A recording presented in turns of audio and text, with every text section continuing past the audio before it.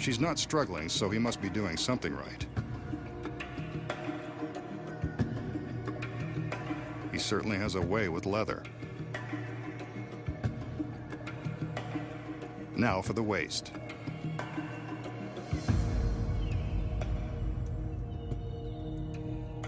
He cinches this strap tight. 2 more to go. Next, he heads below the belt.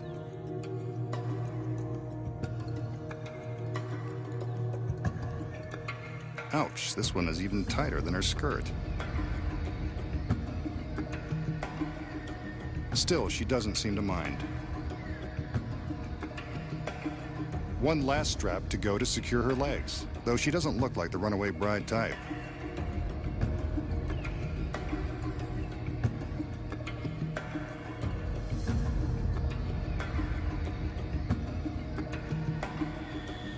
He checks the straps one more time, then goes for the headstock. This updated version of the medieval restraining device will prevent her neck and hands from any sudden movements.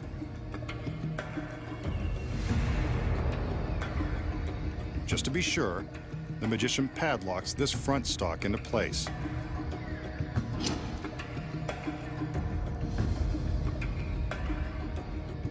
And you thought your boss was tough.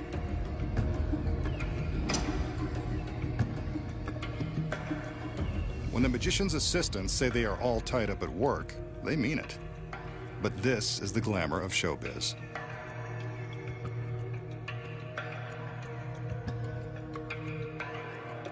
Once he's satisfied his assistant's not able to escape, he pulls a curtain that's designed to encircle the entire contraption.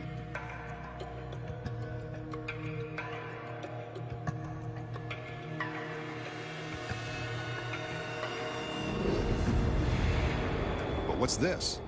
The curtain's still moving, only the girl is pulling it, and the magician is now locked inside the device. Good for her. Now you know why this illusion is called the Assistant's Revenge. Bye-bye, masked man. Let's see you get out of this one.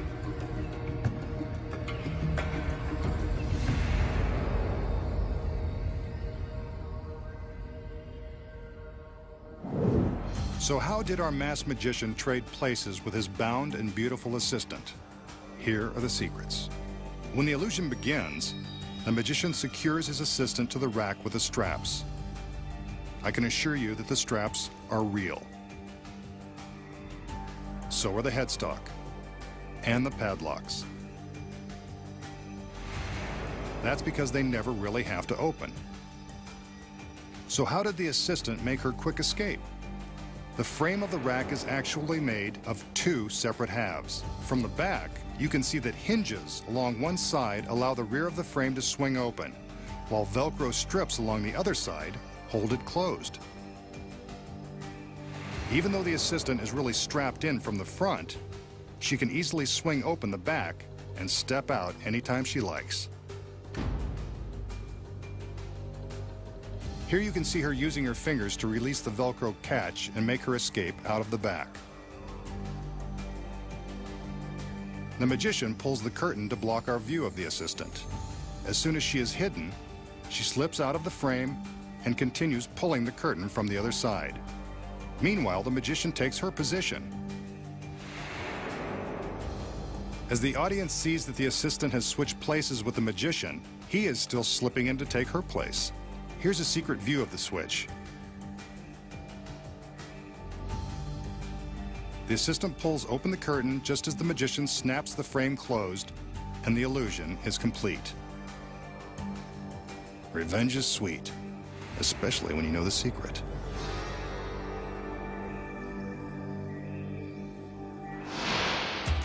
Next, the startling secrets behind sawing through a woman in an iron cage, conjuring spirits from beyond the grave, and walking through an industrial turbofan without being ripped to shreds.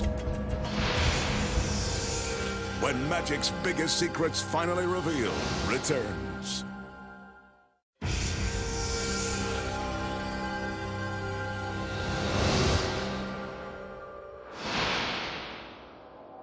a medieval torture device. The magician is quite proud of this antique apparatus, and why wouldn't he be? It's an egg-shaped cage made of forged bands of iron. It's empty now, but knowing the magician, this cage won't be empty for long. He calls in two of his assistants who come bearing a small rack.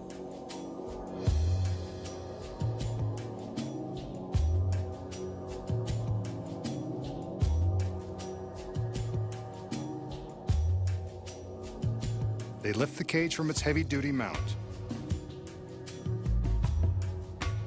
and place it down on the rack. Here they can remove the hardened steel pins that secure the two halves of the cage.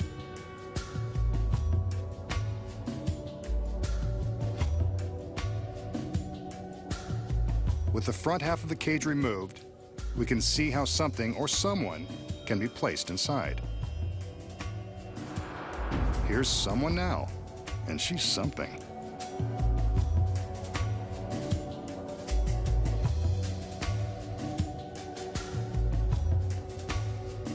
The girl assumes the position inside the back half of the cage, and it looks like there is barely enough room for her to make the tight squeeze.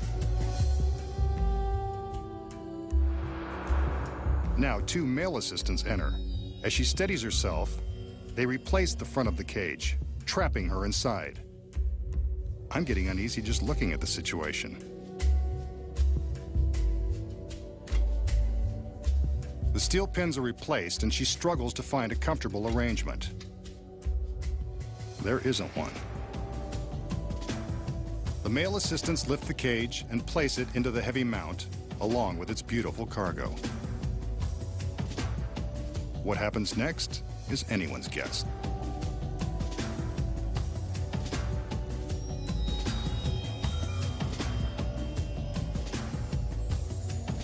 The magician removes the steel pins again and opens the clasps. The two halves separate, but the girl inside isn't going anywhere. His other assistants now cover the sections of the cage with heavy pieces of black canvas. They're careful to stretch the fabric tightly around the cage. Inside, you can bet that the cage is cramped and dark, and no place for a lovely lady to spend an evening alone.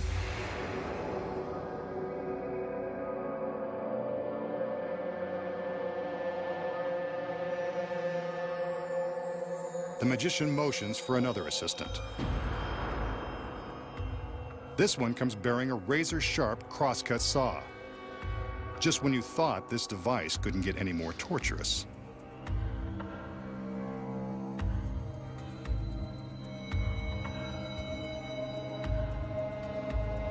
The magician steps behind the cage, and you got it. He begins to saw between the two halves, and presumably the girl. This just isn't her day.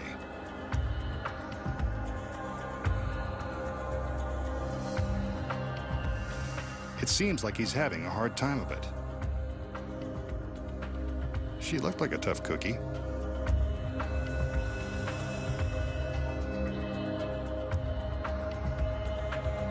Remember, she's strapped inside with nowhere to go.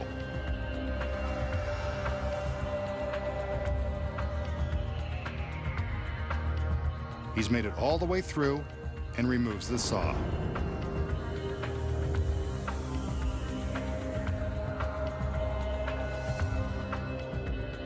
The assistants regroup.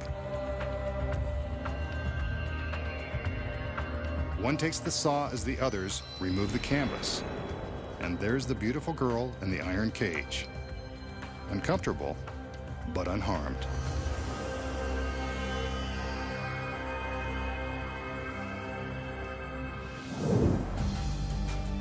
So how did the magician make it look like the girl in the cage was sliced in two?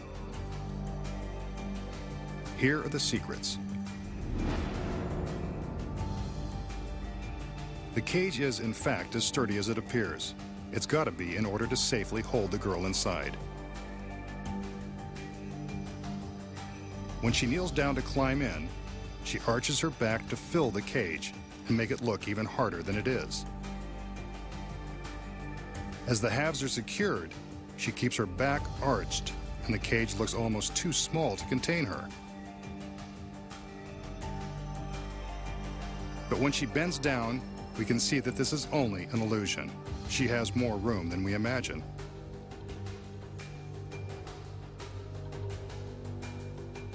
Once the cage is in its mount, the girl has plenty of room to roll over onto her back. In this position, she's able to slide some of the metal straps away, allowing her to drop down out of the bottom. As he saws, the magician uses his skills as a mime to make it look like he's struggling to cut through flesh and bone. In reality, the girl has rotated onto her back, slipped out of the secret metal bands, and lowered herself safely below the path of the saw. Who says show business isn't glamorous? Here's a look at her movements without the canvas.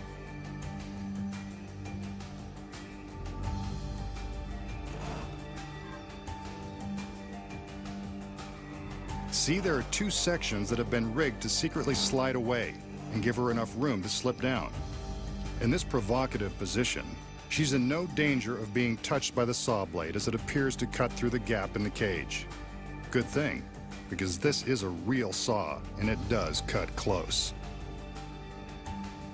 However, the teeth have been filed down to nothing with a power grinder, just to be on the safe side. By the time the assistants remove the fabric, the girl inside has replaced the sliding metal bands, flipped back onto her knees, and waits to once again fill the cage with her loveliness. And those are the secrets. Next, the magician shows you how he can summon spirits from another world to leave their mark. And plunge a rose through a girl without leaving his. Plus, find out the secret to how street magicians bite a quarter in half. And then, the magician walks through the spinning blades of a giant industrial turbofan.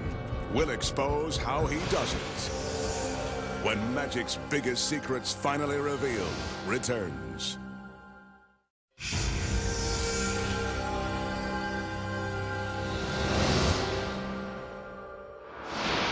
The magician will now attempt to solve a mathematical problem with a little help from the spirit world. He begins by showing us two old-fashioned slates. Kids used to write on these in school. The original laptops. He takes one of the blank slates and uses a piece of chalk to write some numbers. 7, 5, and a plus sign. Not exactly high finance, but it is a kid's chalkboard. Maybe he wants to go easy on the spirits. He leaves the solution blank, then places the two slates face to face.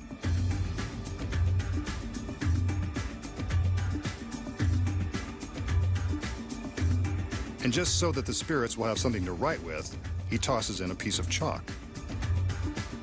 I think magical spirits would have magical chalk, but this is his trick, not mine. He gives the slates a couple of shakes, and presto, there's the solution.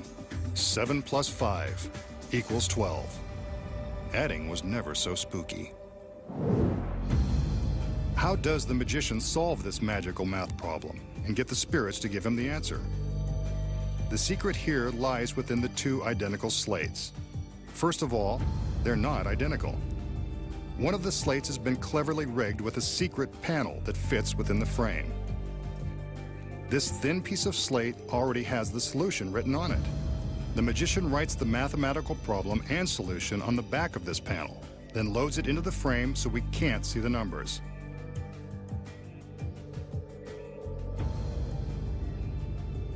When he puts the two slates together, this secret panel flips down into the other slate, revealing the solution.